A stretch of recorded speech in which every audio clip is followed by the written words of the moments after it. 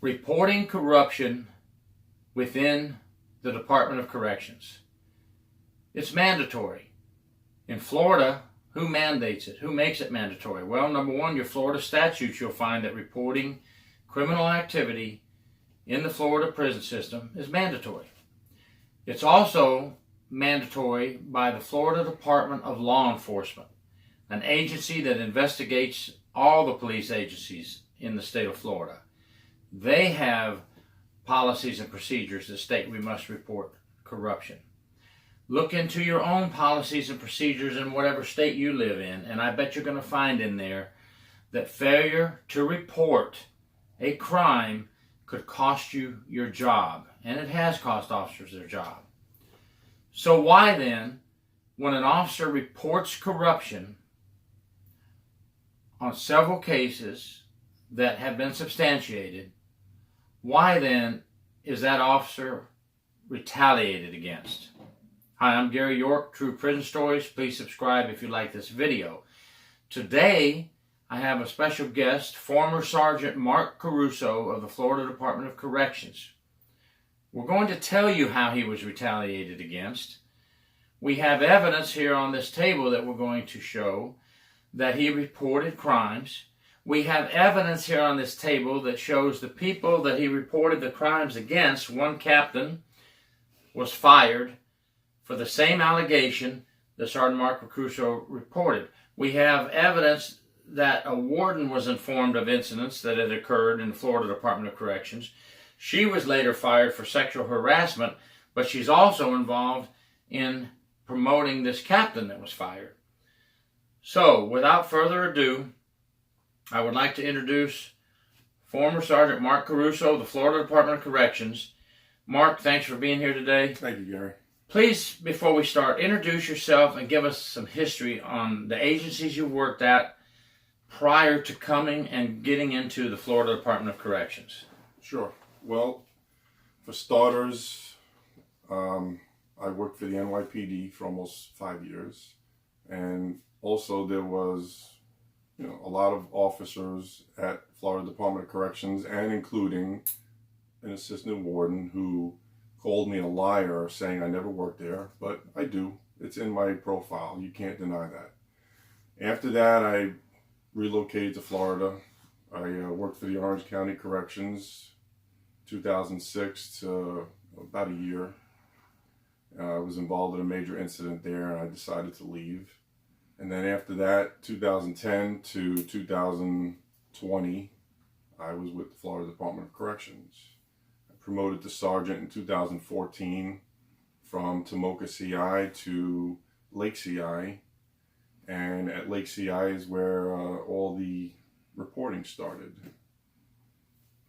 So after 2020, I was terminated for the third time over more corruption and reporting of incidents that, of course, I can prove on many levels the corruption and the bias within the department and within the IG's office as well, which is mostly very important. Well, Mark, I think as we get into this, we actually have evidence that the captain you reported and some incidents with the warden, they eventually did lose their jobs because they were corrupt. And I've seen cases like this before where they're reported for doing criminal incidents, but they're not caught immediately, and then eventually they do get caught. I mean, we've seen this over and over. My book, Corruption Behind Bars, Charlotte Correctional Institution, has a perfect example of just what we're going to talk about today, where those officers were finally indicted, and 3 of them were convicted to 5 years federal probation. But why? It's unfortunate that we have to go through all this because somebody's doing their job and reporting a crime. Arizona Department of Corrections, folks, we just did a video the other day with them, with their PBA representative from Arizona, and what those officers are going through, and the agency is covering up crimes in Arizona. Same thing has happened here in Florida before. I wrote about it, and here we are again today. Now, nobody's perfect, but it's really bad when you do your job and report crimes and the agency wants to look at you as the bad person, not the people that are committing the crimes. In my eyes, folks, my opinion again, as in the case with Arizona, cover-ups. Cover-ups, cover-ups, because the agency does not want the publicity. But they let these things fester and blow up, and then they have to answer and give some type of review to the media. They have to answer to the media. And every time it's the same. The Secretary of Corrections says, we're very sorry that this happened. We do not allow this. We do not want this to happen, and we're going to take action. Well, why not take action ahead of time? Just wanted to get that in there. Mark, I want to start with Orange County Jail. You work for Orange County Jail. Yes. And how long were you there? Almost a year. Okay. And then you transferred over to the Florida Department of Corrections. Well, I had left Orange County after that major incident, and then I applied to Florida Department of Corrections and was hired in 2010. This is the Orange County. Tell us a little bit about Orange County before we get to Florida Department of Corrections. Well, I was brand new there, brand new in corrections, and to make a long story short with this incident, I was working overtime on a shift that I didn't know, and I walked into what everyone called a fight club. That's what it was called. So officers were arranging fights with the inmates. I happened to walk in on one, and next thing I know, I'm in, the manager's office. They're asking me what happened and telling me they know everything because, all the inmates apparently wrote reports, and the county jails are a lot different than the state. The inmates wrote reports or the officers? The inmates. Oh, inmates put in grievances? Yes. Okay. See, the county jails are a lot different than the state. They really, really do their due diligence in investigating more than the state does. So they told me, they know everything. If I didn't tell them what happened, I was going to be fired right away. So, you're brand new and you're going to get fired. Right. You don't tell the truth. What are you going to do? I was going to tell the truth anyway. But prior to that, the officers had told me that they were going to do all their reports. I was brand new. I didn't know that I really should have went to a sergeant or someone right away that night and reported it. So the next day is when all that took place. So in this incident, they actually are saying you failed to report immediately. Yeah, immediately. But Yeah. they didn't really try to go after me for that. Right. Once I told what happened and I did my report the next day, it was fine. But it was when I decided to resign is when they were mad about that, and they decided to put me under investigation for no reason when I was the witness. And then once I resigned, then the agency put me, down as resigned under investigation, which is bad. And they do it to a lot of people. A lot of good officers get hemmed up like that. They do the right thing, and then if they quit, everything's on their profile, and then they can't get a job somewhere else. There's a lot of people that are going through that now. I get a lot of people that send me messages about that type of stuff. Well, that's a great point because right here in the Orange County newspaper on that incident, this came out in the news. The fight club was investigated, and the jail shows there was no fight club, but corrections officers did violate jail policies, and it named several officers for violating policies regarding code of ethics, use of force, and report writing. 72-page investigation. Folks, so they didn't want to call it a fight club. Obviously, there was something to this. Sergeant Caruso just talked about being a brand new officer. I've seen brand new officers get hemmed up. In the Charlotte correctional case where 10 officers were indicted, 2 captains, 2 sergeants, and 6 officers, some new officers got hemmed up for the same thing. They were written up for failure to report because they had seen this group called the family doing these things, but were scared. They were brand new. They hadn't even finished their year of probation. Some of them got fired for not reporting. So what do?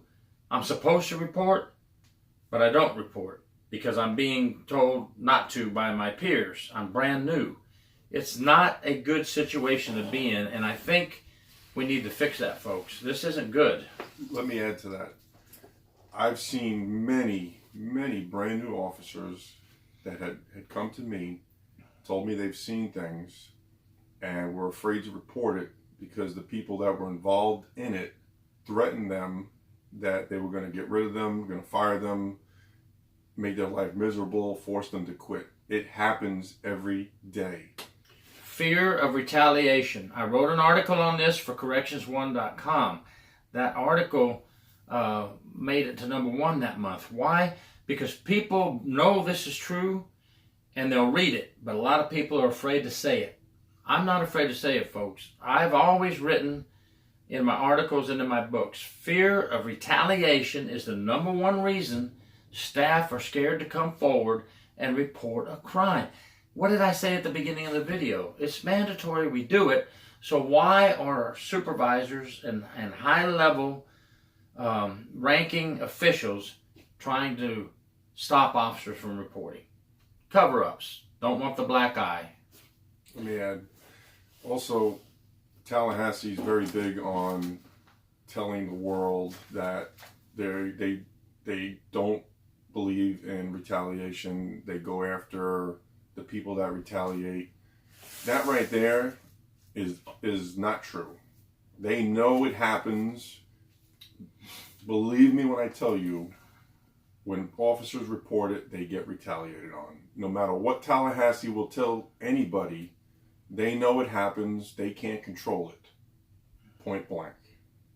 And point in case, from my experience, the warden at Charlotte CI protected this group of 10 officers that were indicted, and they were nicknamed the family, and all the other officers that I call honest, hard-working officers going to work trying to go do a good job gave me testimony that they were scared to death of the warden and these 10 officers, 2 captains, 2 sergeants, and 6 officers.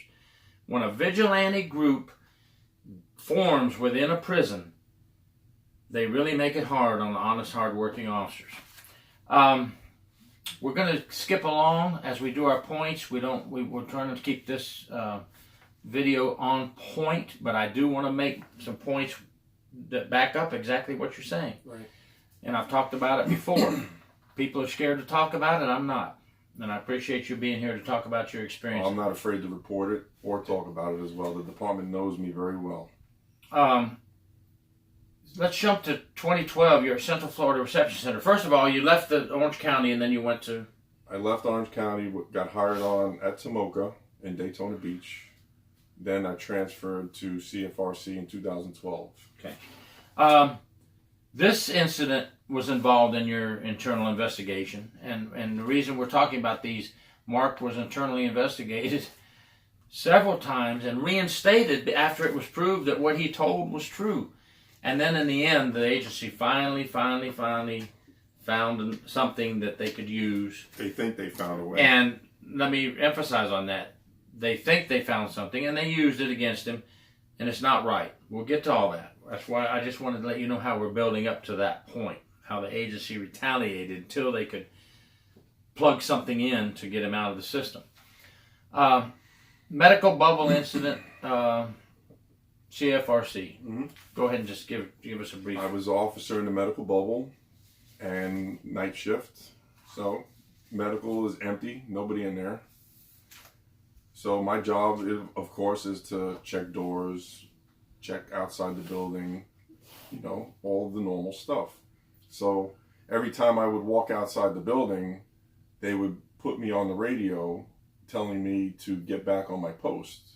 Now, the captain, she had her, what everybody likes to call the cronies, or the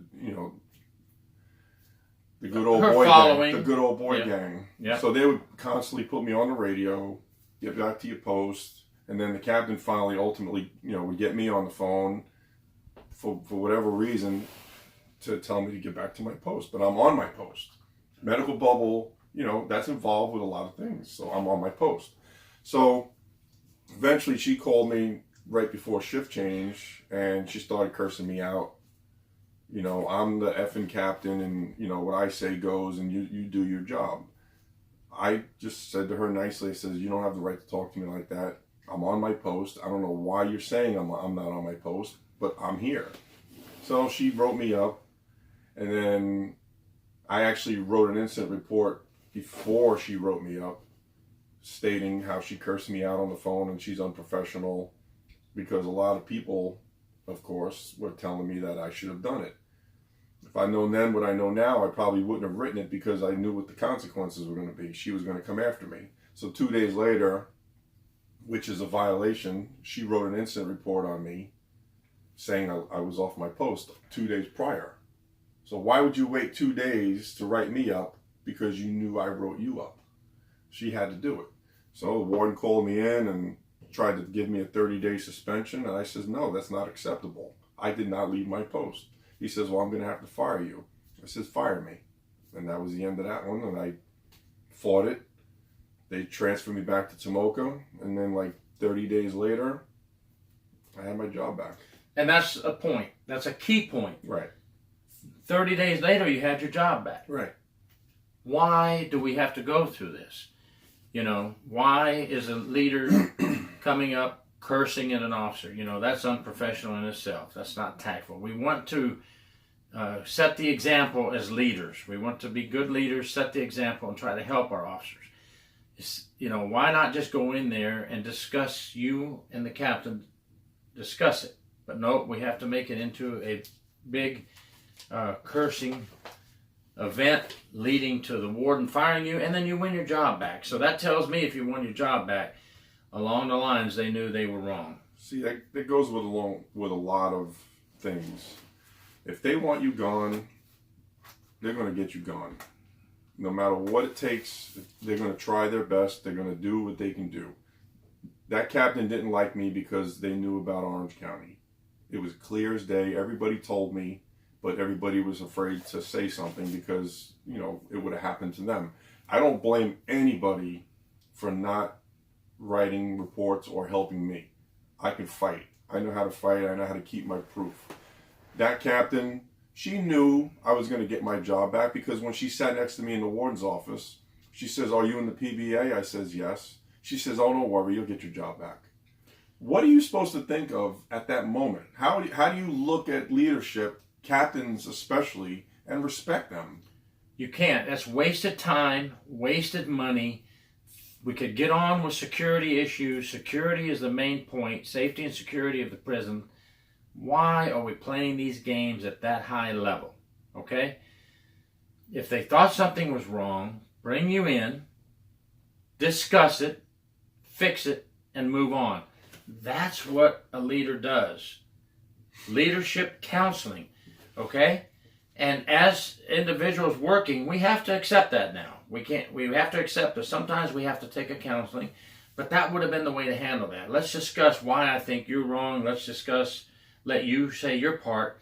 Let's fix it and move on. What a waste of time with all this paperwork and then fighting and getting your job back. Waste of time. Let me also add, not really just a waste of time, but they like to play with taxpayer money with a lot of people that go through this, because the wardens especially, they don't care if it costs money for the attorneys to fight, because they know that if you win, you're going to get transferred to a different prison. That right there in itself is retaliation and is wrong. You have officers that have to drive 60, 80, 90 miles one way because of these kinds of incidents, and it's wrong. Great point. They do it just to get you out of that institution, and they don't care if you go somewhere else. They don't care. They waste millions of dollars every year on these frivolous cases. And you're absolutely right, because the inspector generals are driving all across the state of Florida to do investigations. We're going to get into that too. Yeah. You have hearing officers that are unbiased, impartial hearing officers that have to drive from all over the state to hear these. Then they're tied up with these investigations to get your job back. And then the agency's tied up with investigations to get your job back.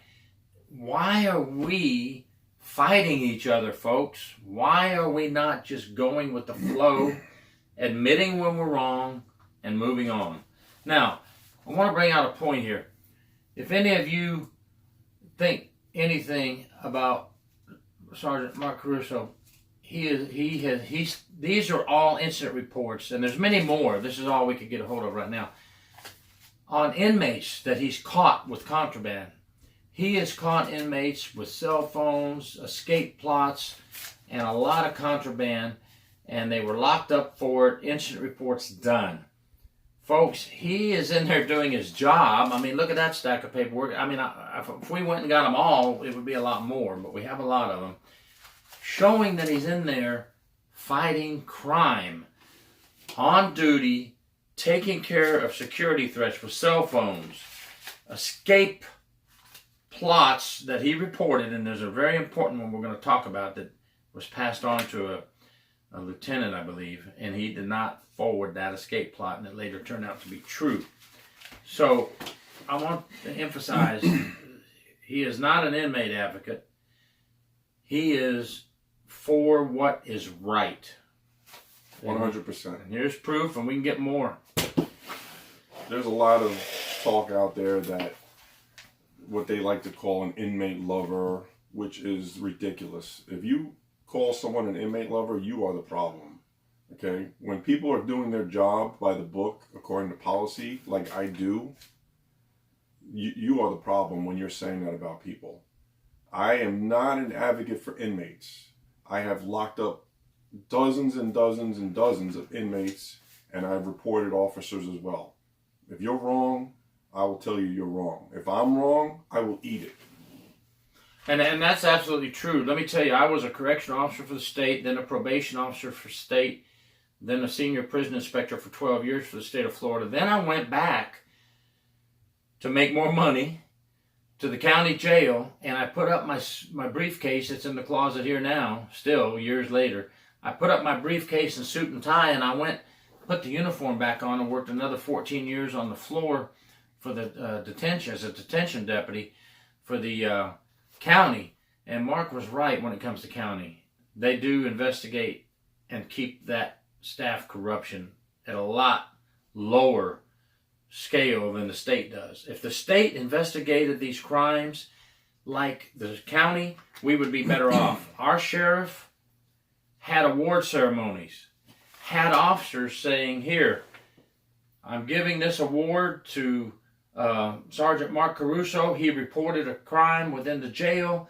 Our detention investigator investigated. It's true. And he would stand there and say, we need more people like Sergeant Mark Caruso. That's what he would say, for reporting crimes. And we would give awards, not we, but our sheriff would give awards for people.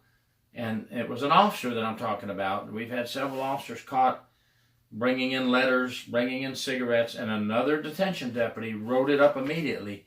They didn't get retaliated against, folks. They got an award at the next year's award ceremony. What a difference. I couldn't believe it. I thought, what a great move I made.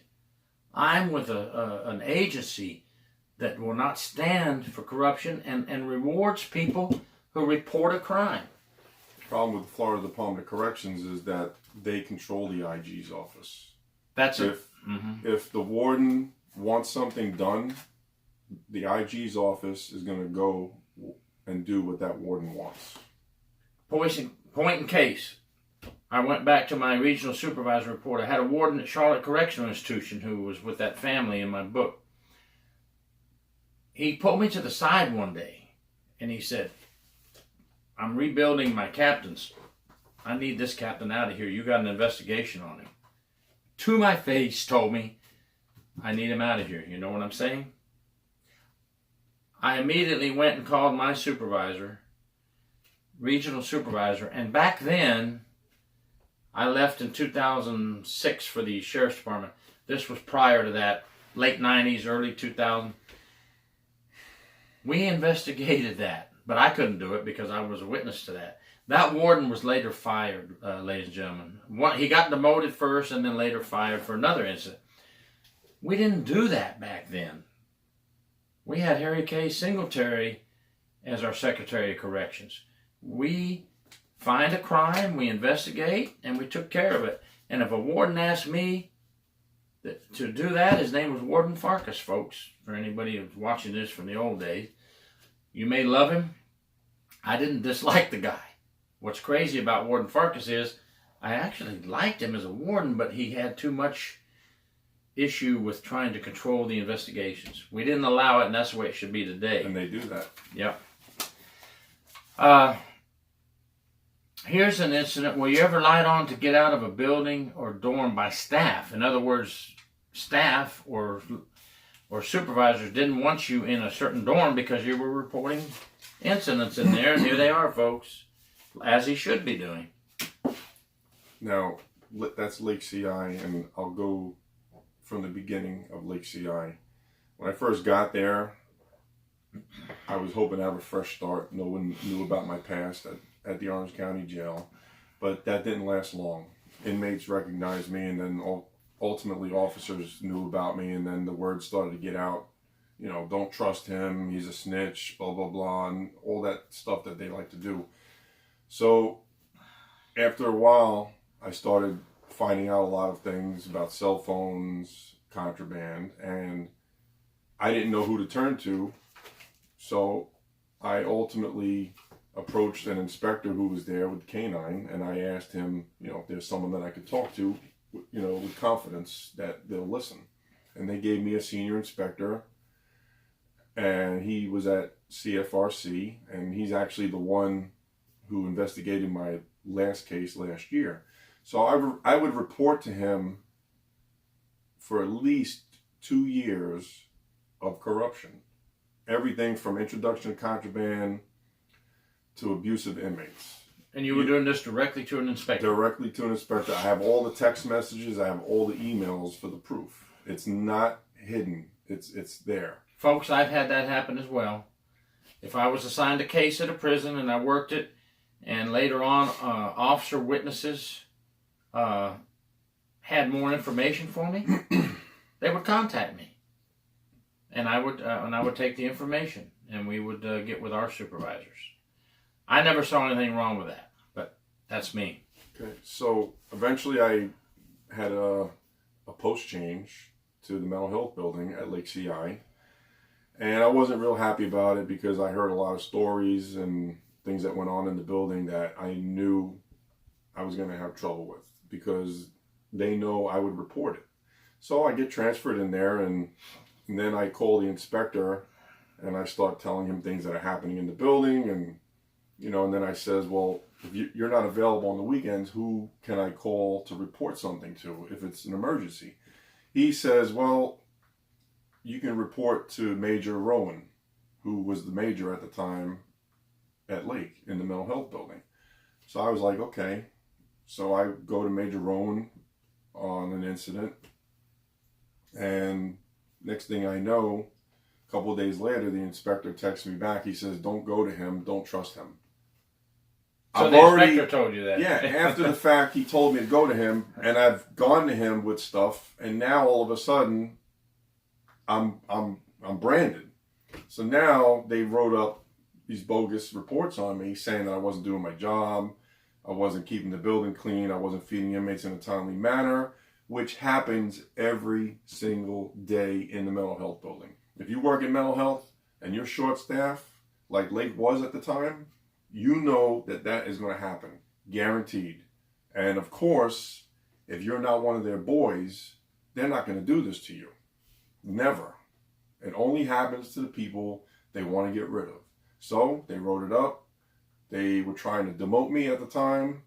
Good thing for me that we had a change of wardens at the time, and a new warden came in, Warden Terry Royal, who was an outstanding warden. He knew me, he liked me, he knew I did my job.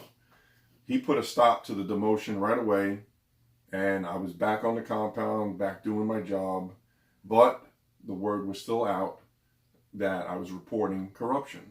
So from that moment on, it was nothing but trouble. Well, it's good to hear that a new set of eyes came in and that a warden could review this and make the right decision. And it's a shame that we have some that are in a good old boy system. It's a shame.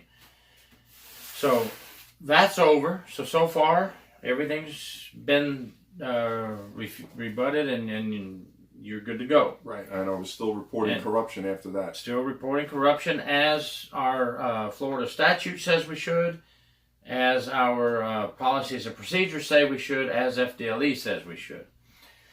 Lake CI.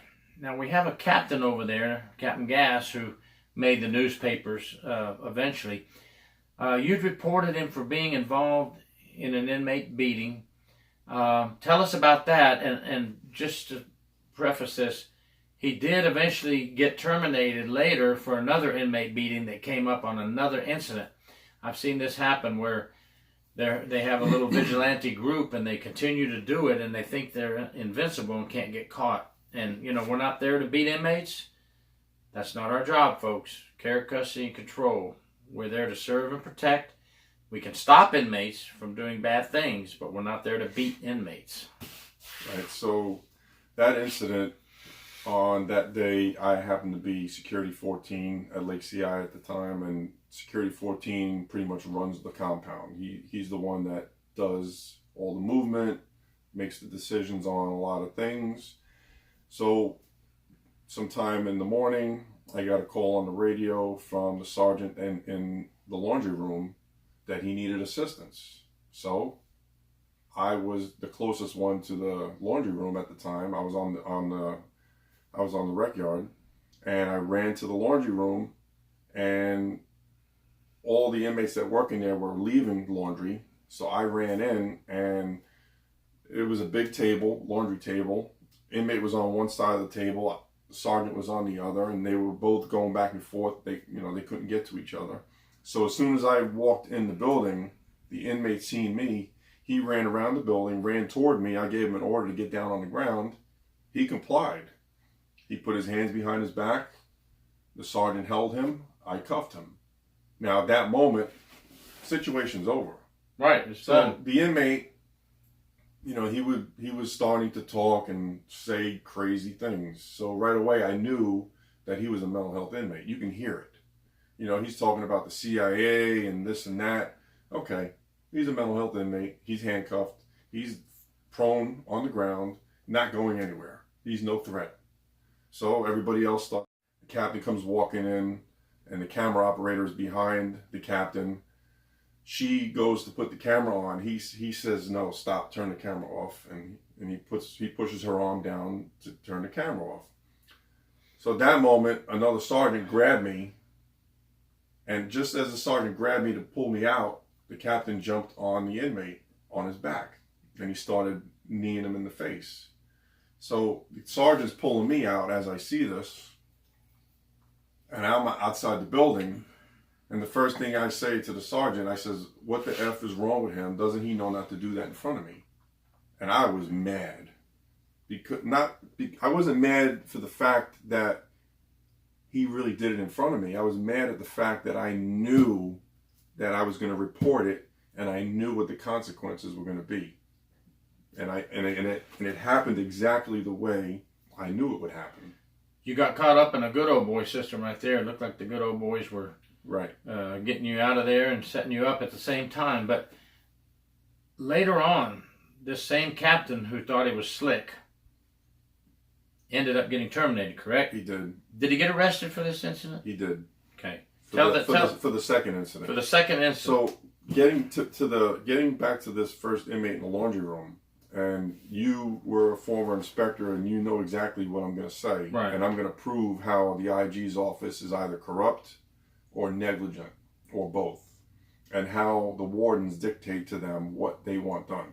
So when I reported that incident, I didn't know that the captain had given me the wrong inmate's name because he knew I was going to report it. So you were given the name of the inmate by Captain Gass? Yes. Okay. So when I wrote my report, of course I had the wrong inmate's name on there, but all the details were exactly the way it happened. So, now, I would think if a captain gave me an inmate's name, I should be able to trust that captain. Yeah, you would think. So I get interviewed by the IG's office, Inspector Long, and he questions me about the incident, and I tell him exactly how it happened. And next thing I know, there's nothing else being said about it at all, or nothing. So a year or two later, I forget how long it was, I find out that it was the wrong inmate. I had the wrong inmate on paper. So the biggest question to me was, the inspector knew I had the wrong inmate. Why didn't he call me back in and say, hey, that's the wrong inmate, you need to redo this report? The right thing that would have been done, and I know my supervisor from the past, he said we let the chips fall where they may and we're fair and impartial. I would go back and I would say, I'm going to interview you again, and I've got you on tape, and I'm interviewing you. Everything's on tape. We have a problem. This inmate is the wrong inmate. Right. Where did you get this inmate's name? How did you come up with this inmate's name? You could have told me Captain Gass gave you that name. That's the name you used because Captain Gass said that was the inmate. And you could have explained yourself. We have to be fair to our employees, folks. We have to be fair and impartial in these investigations. And I would have given you a second chance. I would have done a supplemental investigative report with that information in there. Now, when anything goes on in the future, we have your supplemental interview, right, and a supplemental report. That did not happen? Nothing. So when I found that out, I seen the writing on the wall, what was going on. And the only way I really found out about it is someone emailed me the lockup slips for that day. So when I matched up the names to the DC website and I looked at the pictures, that's when it hit me that they gave me the wrong name and I had the wrong inmate on paper. And it doesn't change the fact that the incident happened. Right. Should have been a supplemental interview, supplemental report. Right. To get this straight. Exactly. And in the end, Captain Gass was terminated for being caught on another incident beating an inmate. And he was arrested for that incident. I'm going to tell you, justice will come in the end, but it's terrible that we have to take this kind of route for justice to come. Why can't we just investigate, be fair and impartial? Cover-ups drive me nuts within the political system of the Department of Corrections. So one thing about Captain Gass that I knew is he would always say to certain officers, if you don't do what I say and how I say it, I'm going to get you off my shift and I'm going to get you off this compound. That's the kind of evilness that some of these captains play with.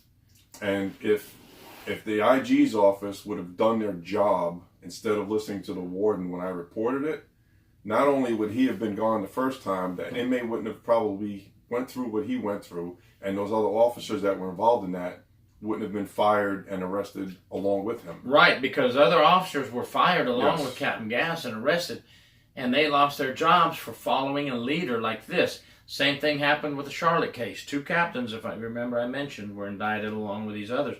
They were the ringleaders. They were setting up the stage just like Captain Gass did. What's the end result for these folks? Look at it. Get this through your thick heads, those of you that want to join the good old boy group.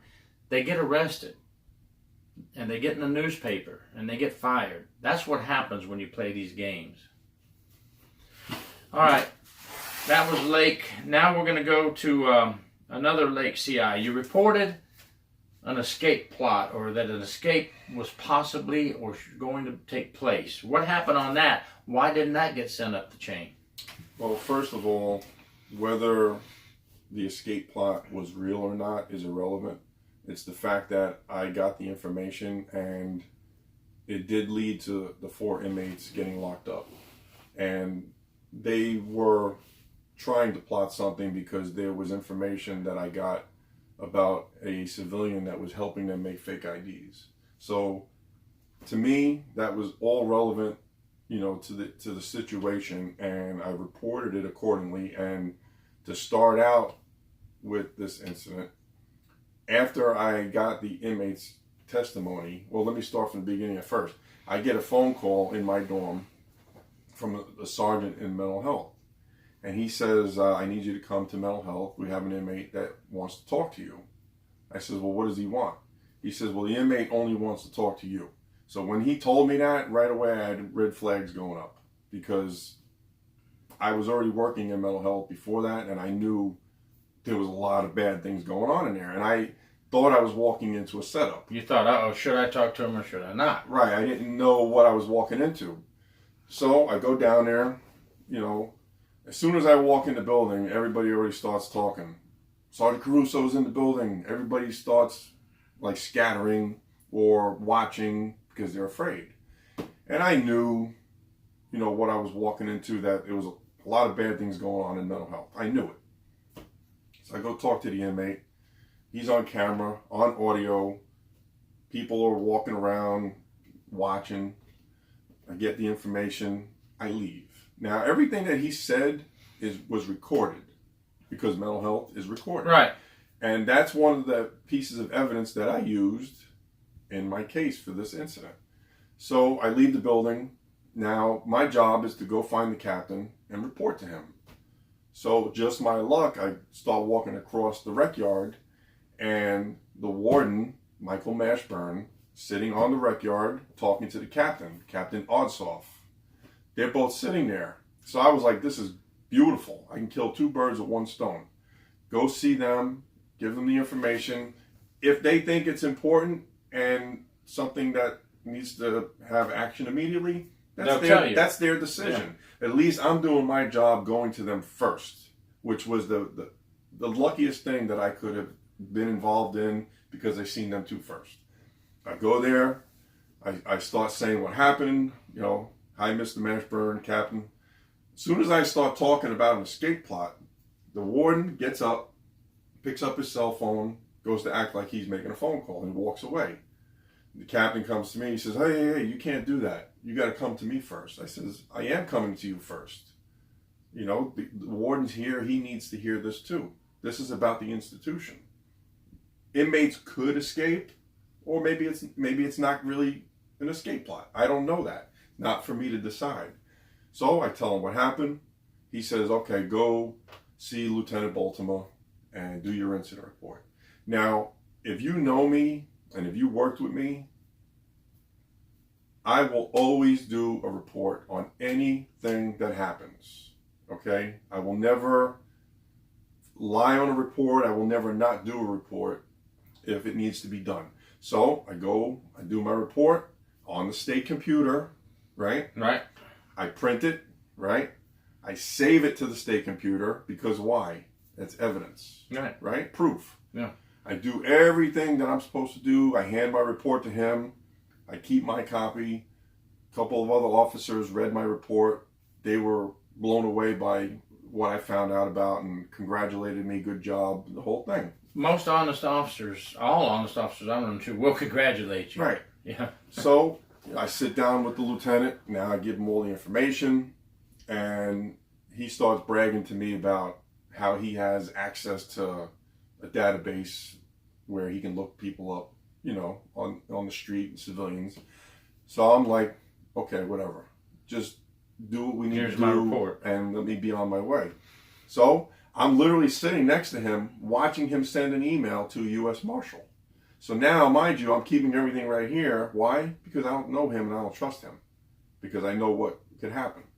So he emails the U.S. Marshal asking for help. He responds back, says he needs more information. He can't find the person's name on the street. That's it. Give my report, and I leave. We actually both walk out of the building, and we happen to walk into one of the inmates that was involved, and we lock him up. Security 9 comes and get him, and they take him. So the day's over, I leave. So that night, I probably shouldn't have done it, but I made a Facebook post on a corrections group that I stopped an escape plot at Lake CI. That's all I said. And, you know, got a couple of good responses, good job, blah, blah, blah. So that right there, too, is me admitting that I found out information about it, a major incident. Right. Why would I not report it if I'm going to do that on Facebook? Right. Right? More proof. So 2 days now, later... when you say Facebook, it wasn't so everybody could see. It was just to the people, admin group. Just the people in that group. Okay, gotcha. Okay. Which at the time was a few thousand people, I think. Okay. So I think it was a day later or 2 days later, I was off, and I get called to the warden's office that I need to come in. So I figured right away it was about the escape plot, that maybe they found some more information, or maybe they need some more information from me. I don't know. I go there, I sit down in the warden's office, and he says, can you tell me about this escape plot? Now you tried to tell him before. Now, in my mind, I'm like, wait a minute. I told you first. Now you're asking me about it. And then I says, well, I gave my incident report to Lieutenant Baltimore. Mm-hmm. He says, well, we don't have nothing. As soon as he said that, my heart sunk.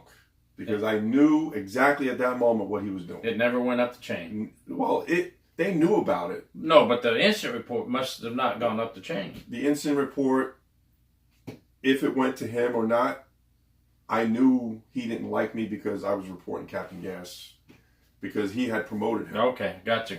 So I knew at that very moment that the plan was to get rid of me. And that was what they were going to use. To say failure to report this right. incident. And that's exactly what he did. Ultimately, he fired for failure to report. He fired me for failure to report.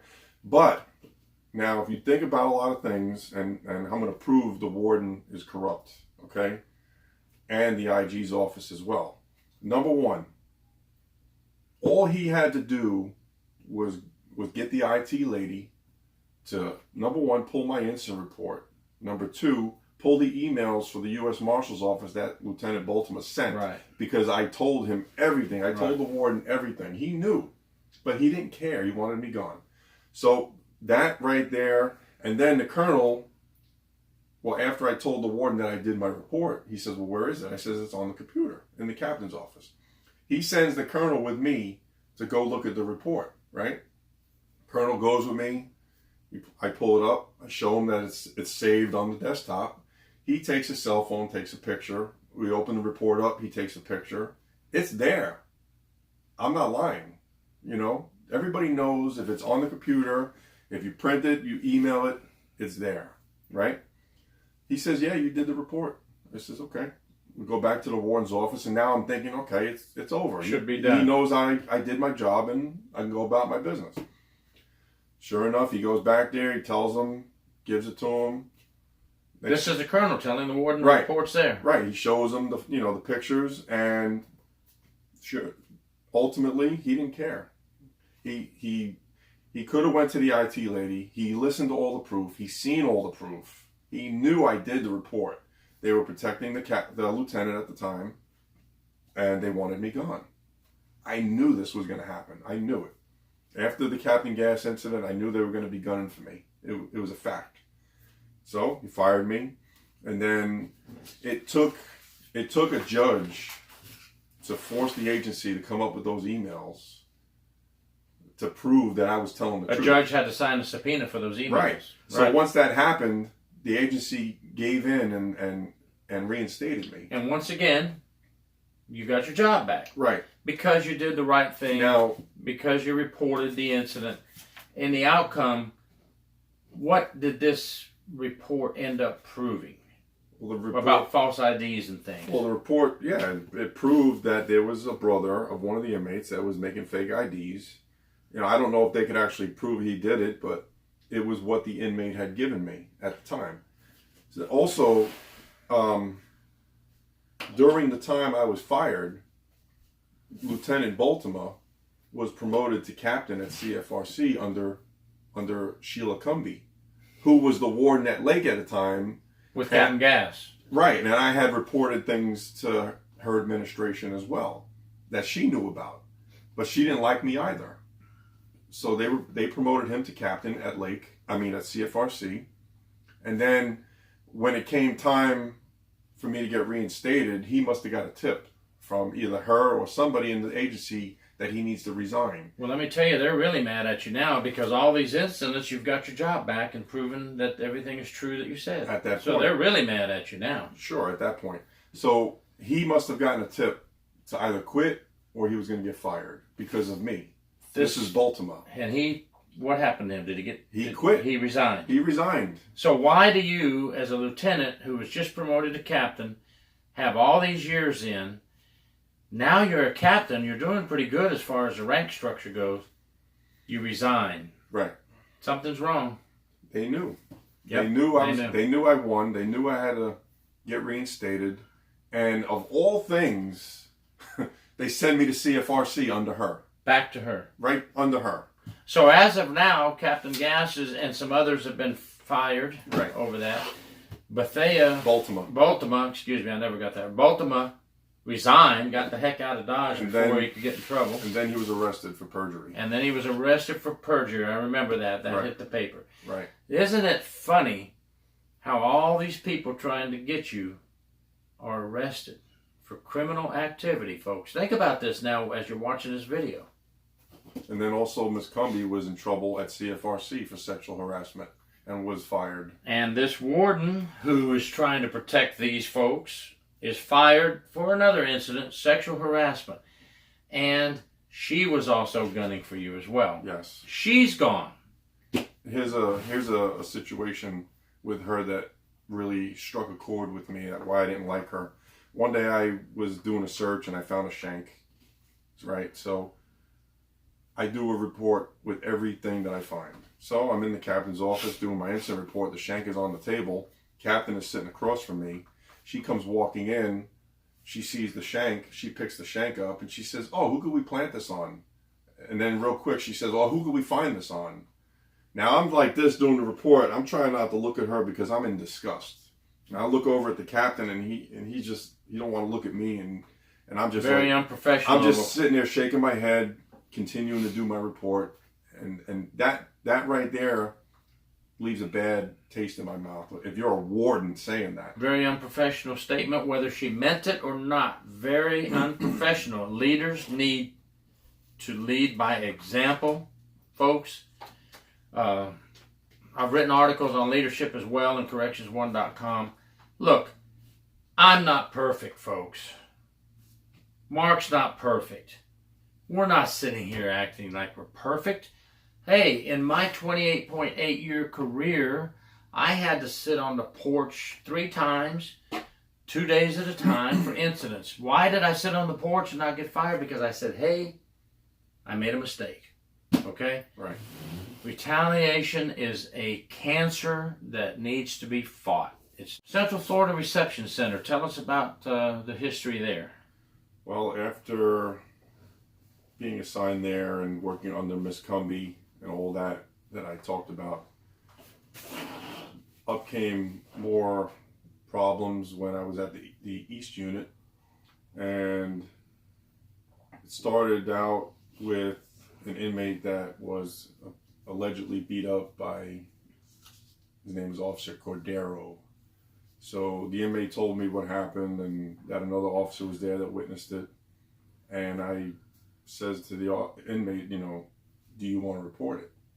He says, yes. I says, well, my job as a sergeant is supposed to give him a witness statement to write what happened, So I take the report, I bring it to the captain, and I knew what was going to happen the minute I turned that report in. The captain was friends with the officer, who was allegedly beating up this inmate.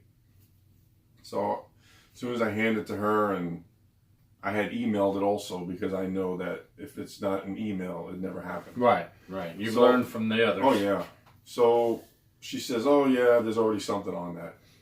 But there wasn't. Apparently there wasn't. So the word was already out that I took an inmate's word over an officer's, which they shouldn't look at it like that. If you're doing your job, you don't have to worry about that. So next thing leads to another, and then another incident. Apparently the night I was off, there was a use of force involving an inmate in my dorm and Sergeant Herring. And the officer in the bubble was Officer Minetti, who was a brand new officer. Now this officer, everybody used to tease me and say he was my son because he would always come running to me and telling me everything, things that I already know about. People are talking about me and things that are happening. And I'm like, listen, I don't want to hear it. Don't tell me nothing. Don't tell me anything anymore unless you're going to report it.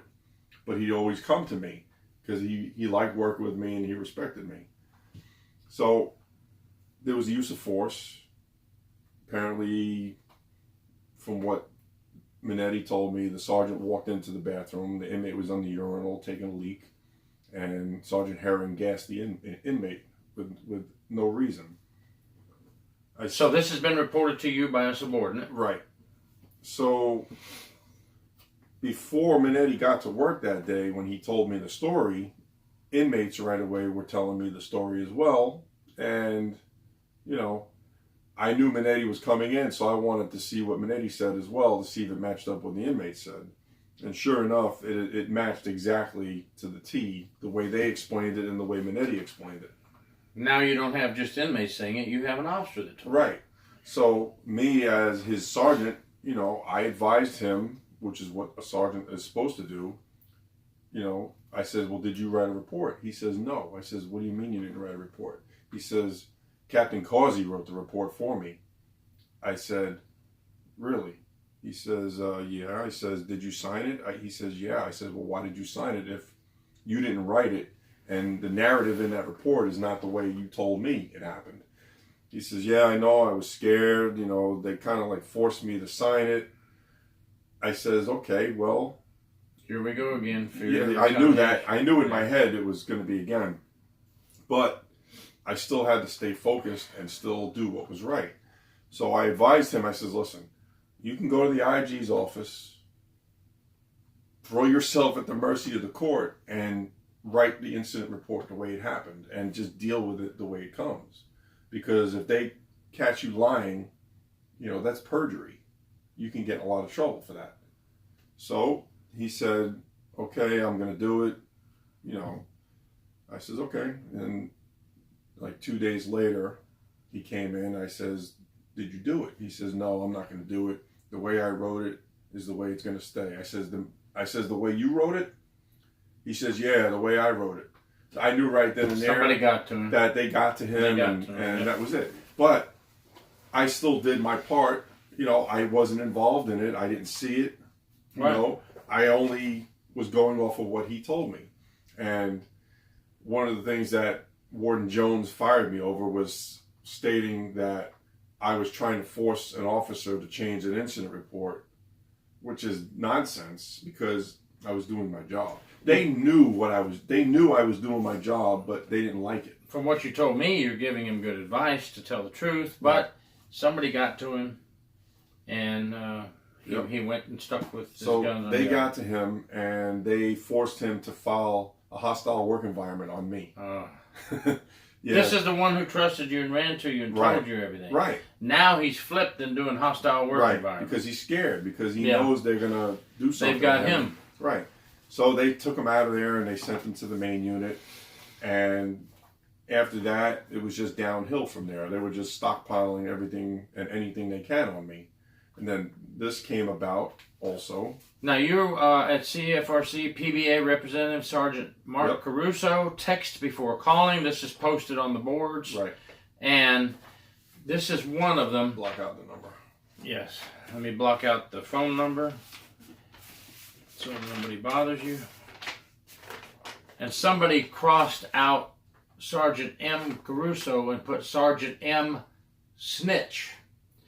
So you're doing your job, you're reporting all these things that are happening, telling people to write the truth, and now they're writing that you're a snitch. And then when I say they, I know it's a group of good old boys. It's not everybody. Right. We know that already. Right. We know how many backers you have. I've talked to many people that work with you and would work with you again. Right. And now you also find approved and sponsored by Major Lisa Jacqueline Tate, PBA Snitch, Sergeant M. Caruso. I would sure hope that the Major didn't approve that, but tell us about these two posters. When this happened, I kind of suspected who did it. I thought it was Cordero in the beginning, and then I thought it was another sergeant who I think he got fired or he quit, Sergeant Balin. And I reported it, and then I immediately sent it also to the secretary, which was a waste of my time because he doesn't care.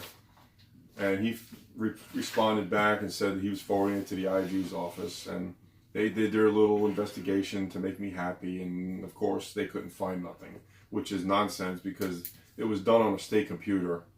Okay, they could have found out. They could have shook the trees and found out who did it, but they don't want to. We've had investigations. I've had investigations where people put up a negative sign about an officer, Right. and we get a case on it, sexual harassment, because they put a poster up talking about a female officer, and we followed the trail, and eventually we've been able to break these cases. Right. Find out who actually put it up there. Somebody's going to talk along the way, and as you said, we can get IT in there and get in these hard drives of these computers, and we can find out who signed in and who typed it. Sounds to me like not much effort was put into trying to find out who did that. They know who did it. They just didn't want to tell me, and they didn't want to go after them. Now, so eventually over that one, yeah, along after that, then the warden had called me in and put me under investigation and reassigned me to the work release center while they do their investigation, and ultimately they put on there about Officer Cordero. He allegedly said that his life was in danger because somebody wrote graffiti on the entrance of his apartment complex, and he's afraid because the Latin Kings are a big gang and they're going to come after him because I was accusing him of being a Latin King. But one of the things that the IG's office also neglected to do, or just didn't care to do, was go after that police report that he said he filed, which he probably didn't. They didn't care about it, I'm sure. And then he also was sending me Facebook messages under an alias, which they knew it was him. They knew I was set up. They told me this in the office. It's the same inspector that I was reporting to for 2 years.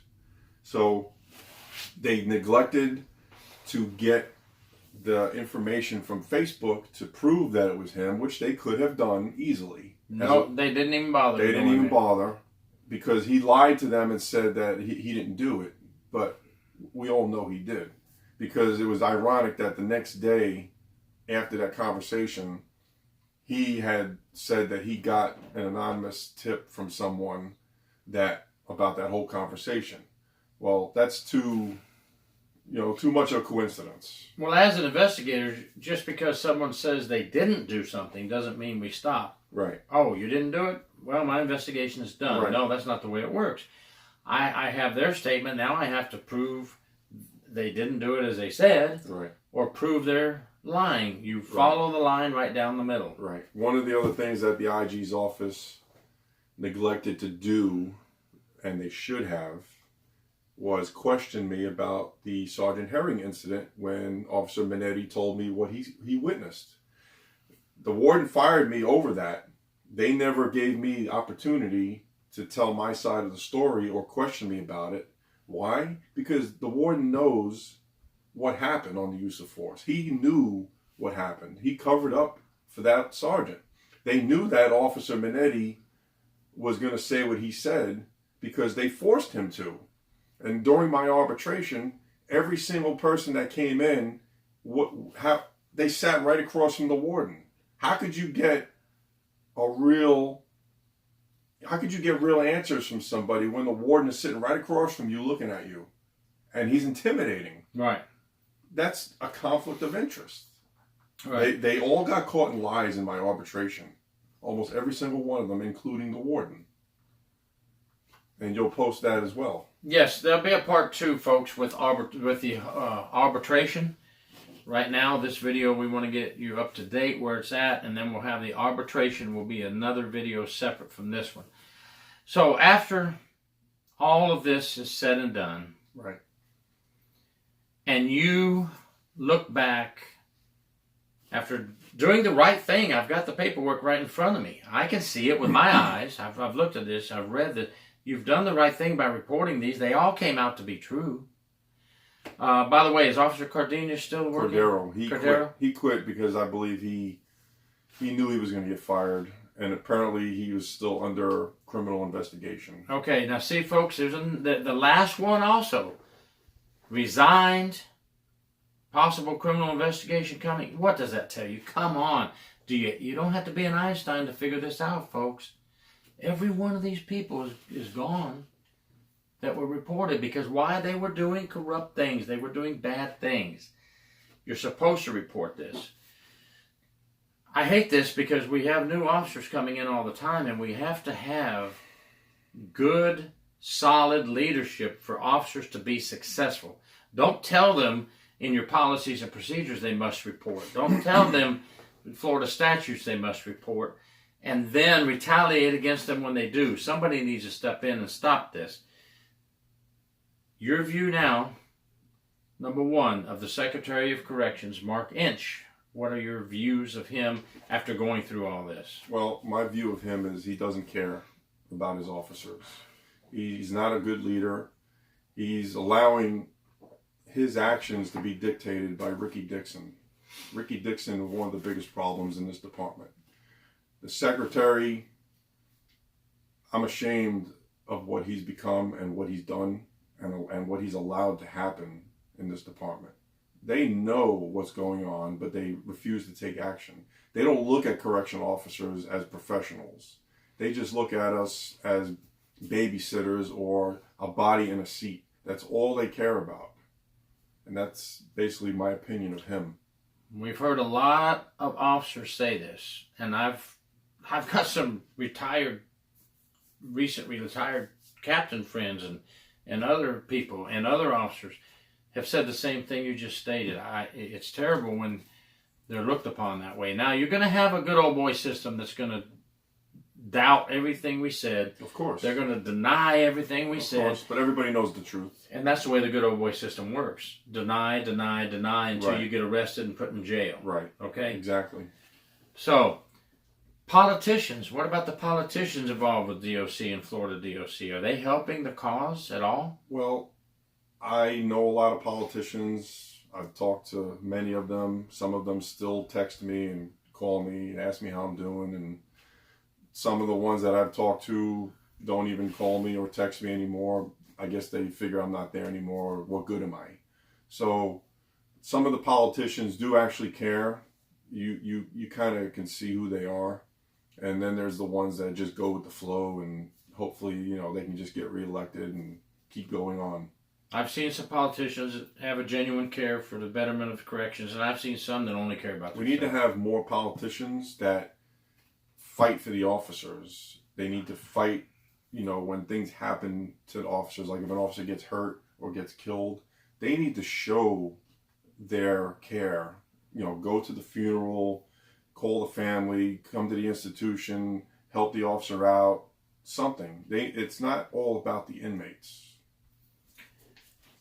PBA. You were a PBA representative at the institutions. PBA was with you for the long haul up until the end. What's up with PBA? What's your thoughts on PBA? Are they helping the officers? Are they doing what they should be doing?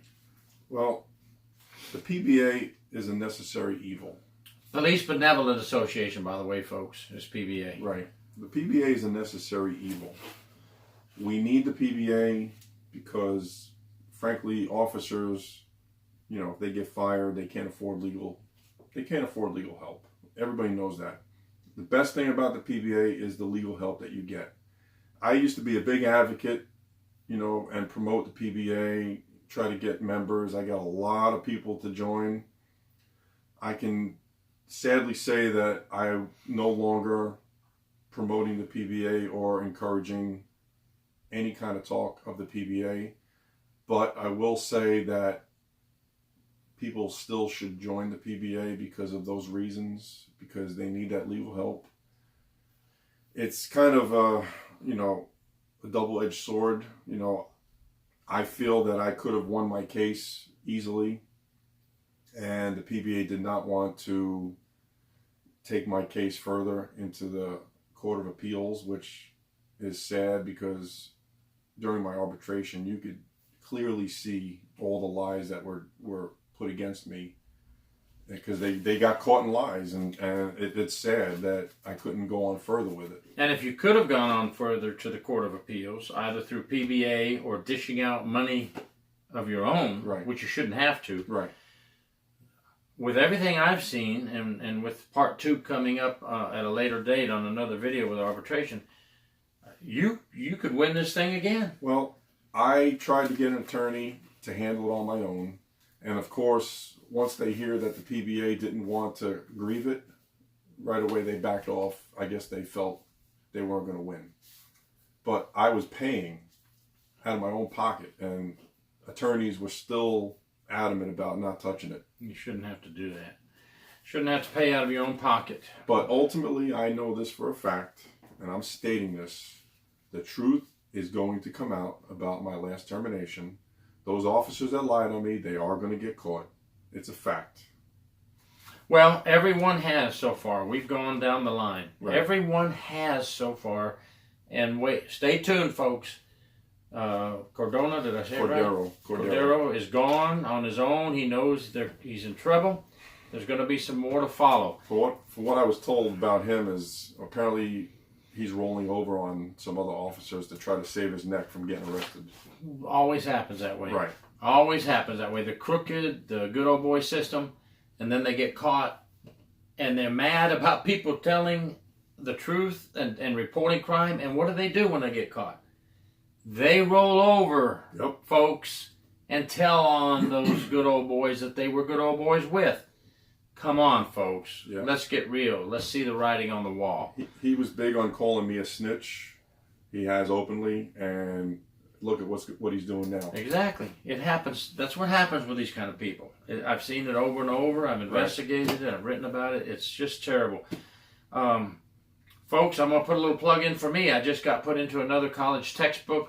Dr. Michael Petrero has written a criminal justice textbook. He's got me in chapter 6 of his textbook talking about corruption. Now, he's not just a professor, folks, talking. He's had 13 years prison experience himself working in the prison system. It's got to be told. Now, is there anything else you want to close with? Yes. Well, I think we have 5 minutes for you. Okay, I want to talk about a couple of things that the department is doing bad or wrong with. One of the biggest issues in the department, number one, nepotism. It's outrageous. Okay? Then we have unequal distribution of discipline. Okay? Now I'm just reading off of some of my notes. No, you're fine. We need to hear it. Unequal reporting of rule infractions. Cover up or blind eye when it's convenient for the administration. Abuse of power for personal gain. Sex with coworkers and supervisors and administration as well. We can't leave them out. No. Selective accountability. The entire discipline system needs to be revamped. It's totally unfair. Okay? So, we come to the wardens. Okay? Wardens run under their regional director, right? The regional directors can impact a warden's assignment far away from their home. So therefore, it goes up. Who makes the ultimate decisions? Right. The higher ups, okay? It starts with the regional directors. When they get complaints and they see reports of force used, they see the picture, so they adjust accordingly to how they want that reported. Right? Seen it many times. Then they adjust the leadership at that institution accordingly. I told you a story earlier. Right. So, friend or foe, strong or weak, politically correct or an a-hole, it's the regional director's job. They ultimately make that final decision. They get information from reports and explanations or excuses from their wardens. They then make a judgment, again, based on alliances, friendship, relationships, or past sexual relationships. Big one. Big one. Big one. Very big thing. It's like a cancer. You know, it starts with a group of tiny cells which is the new officers, and then it works its way up. It grows up to the administrations and higher. This is all true. And it's all because of environmental conditions that are allowed by supervisors. Now, I want to touch on this one. It's important. Female officers, which is very dear to me because I've had a lot of them reach out to me and ask for help and what they should do. And I understand their position.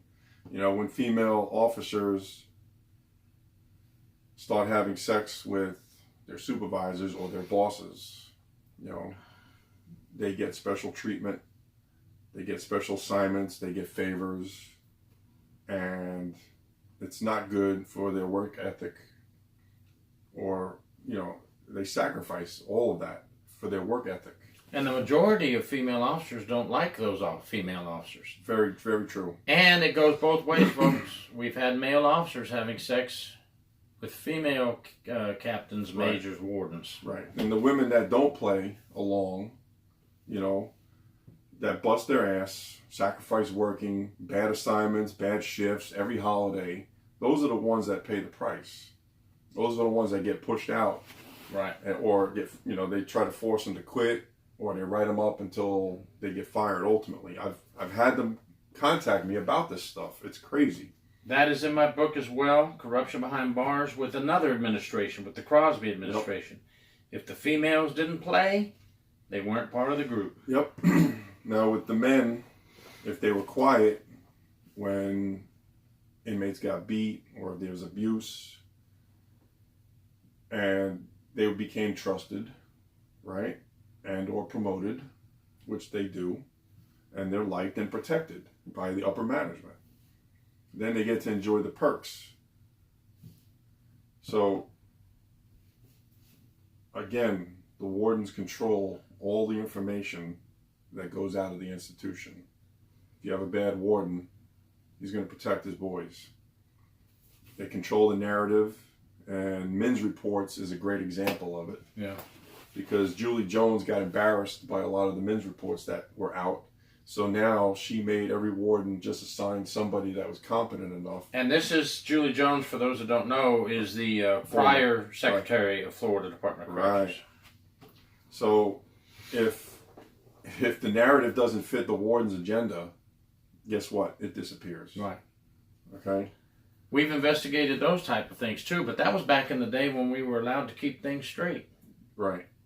So there's a rule that says sexual harassment complaints are to be referred directly to intake officer and regional personnel, right? Well, they practice allowing supervisors to obtain an incident report because the complainer don't know and the warden wants control over the accusation made. That's a fact. Okay? Then it might not actually get reported. Right. Depending on who the person is. Right. Okay? If it protects their friend, they can get rid of the non-compliant whistleblower. Hence what they've done to me. Okay? The victim didn't follow policy and report it correctly, and there's no record it was sent. Let's see. I believe I touched on a lot of the things that the department is doing wrong, and this last thing that I want to talk about with the 8-hour shifts, it's a bad decision that the department made. Everyone knows it. The department knows it, but it's just the fact that the PBA is fighting them. They want to be able to say they won this fight, no matter how many officers they lose over it, and they've lost hundreds. There's people that quit daily because of the 8-hour shifts. Yeah, I've had a lot of officers tell me they do not like the 8-hour shift. It's just wrong. We work 12 hours at the county jail. See, I look at it like this. If all the police departments in the state and all the county jails in the state are on 12-hour shifts, and it's effective, and they don't change, right? Something's right. Something's right about it. Yeah. Why would you put one of the biggest agencies in the state on an 8-hour shift, knowing you're going to lose half of them, and knowing you're going to spend more money in overtime? Where are a lot of them going to go? They're going to jump to the county and to work 12-hour shifts and better pay. Right, but when people, here's the mistake that a lot of people make. If they talk about going to the county then they're targeted and they get written up, or they get something that's put in their file that's going to stop them from getting that job. If you plan on leaving, don't announce it. Don't. Keep your secrets to yourself, leave, get your job, and then give them a 2-week notice that you've been hired by the county. Right. Don't trust anybody, not even the captain if you think you can trust them. They will turn on you. Well, I want to tell you something. We talked a lot today. There'll be a part 2 about the arbitration, folks. I want to get this out. Let it be seen by people. Let's hear your thoughts. Keep it clean. No cursing on your comments. You can tell us you don't agree with us. That's fine. It'll stay there. I won't take it off. If you curse, make derogatory statements in a cursing, hateful manner, I'll remove it. That's what YouTube wants anyway. Let us know if you agree, disagree. That's fine. We're going to leave it there. If you disagree 100%, we're going to leave the comments on there. But we want to hear from you, folks. Thanks for coming in today and talking about this. We'll have part 2 out in a few weeks after we hear your comments and thoughts on what we said today. True Prison Stories, please subscribe. We appreciate you. Thank you for your service. Stay safe. Keep your head on the swivel. And please report corruption.